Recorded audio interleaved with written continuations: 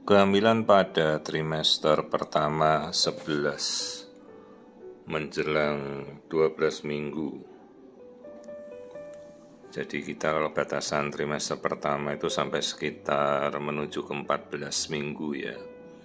Ini kita bisa melihat screening dengan melihat ini pembuluh darah di otak bayi. Kita bisa melihat tampilan otak primitif ya, namanya cerebral cortex, kayak kupu-kupu tadi. Terus ini kita lihat jari-jarinya, ya bentuk tangan ya. Tidak perlu kita mau menghitung sampai ruas-ruas jari dihitung. Kalau pada nanya, dokter jari-jarinya ada berapa ya, saya tidak akan menghitung 1, 2, 3, 4, 5 ruas jari ya, tidak. Cukup dilihat bentuk tangannya saja dan kita lihat keseluruhan. Terus jangan lupa kita sudah bisa melihat juga ruangan jantung.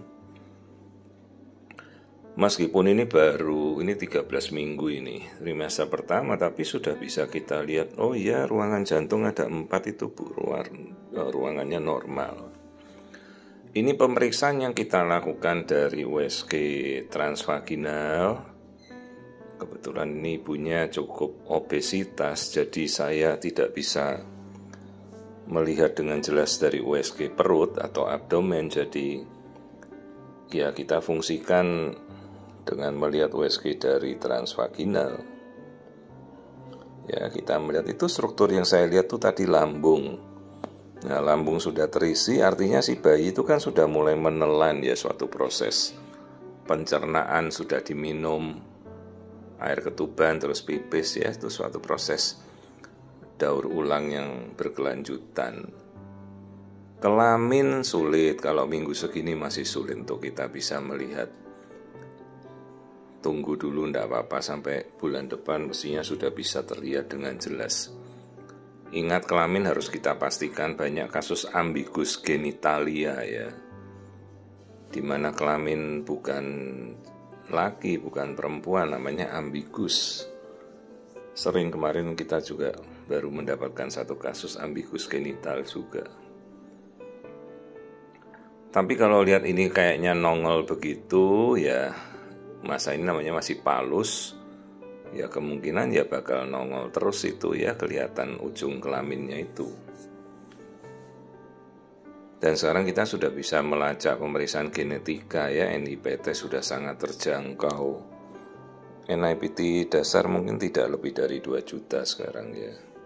Sudah bisa di Indonesia, alat-alatnya juga sudah ada ya. Tidak perlu dikirim ke luar negeri lagi dan sudah sangat cepat. Ya, jadi ini kondisi janin kita kelihatan cukup jelas ya dengan USG transvaginal. Jangan lupa ini lihat mulut rahimnya, ini mulut rahim yang kita lihat itu ya. Itu yang saya tunjuk pakai panah tertutup. Tidak ada pemendekan ya, jadi sama sekali tidak ada tanda-tanda resiko insufisiensi serviks ya, cervical incompetence itu kalau mulut rahimnya pendek. Ini kondisinya normal, kita coba lihat kembali. Ini karena ibunya obes, jadi saya periksanya dari USG bawah, minggunya 13. Tapi kalau berikut-berikutnya nggak mungkin dari bawah lagi ya, kita hanya bisa sampai minggu ini. Selebihnya kita pasti USG dari atas, tapi makanya sebisa mungkin janganlah obesitas, karena itu akan cukup mengganggu ketajaman pemeriksaan. Ya ini kelihatan sudah tampak semua ya, organ-organ tangan, tadi kita juga lihat kaki. Ini saya hanya melihat sepintas saja ya. Tidak ada sesuatu yang mencurigakan, baik profil wajah juga normal, tadi juga kita lihat tengkuk lehernya juga normal. Ini tali pusatnya, bisa kita ukur aliran darahnya ya. Biasanya kalau kita ukur darah aliran itu sekitar trimester kedua ke atas. Kalau aliran darah trimester pertama itu belum terlalu bermakna lah untuk pengukuran ya. Ini kembali kita lihat otak. Ingat bentuk struktur kupu-kupu ya, kayak di tengah otak itu itu namanya cerebral cortex, otak besar. Nah, ini kita ambil lagi bagian wajah janin ya. Ini jadi minggu ke-13 pemeriksaan kehamilan rutin, trimester pertama screening, dan kita sudah cek semua ya. Jangan lupa mulai cek laborat, jangan lupa lab dasar dan lab lengkap ya. TORCH, tokso, rubella sebisa mungkin jadi cek. Zat besi, kemudian vitamin D itu juga menjadi kewajiban kita sekarang mulai ngecek ya.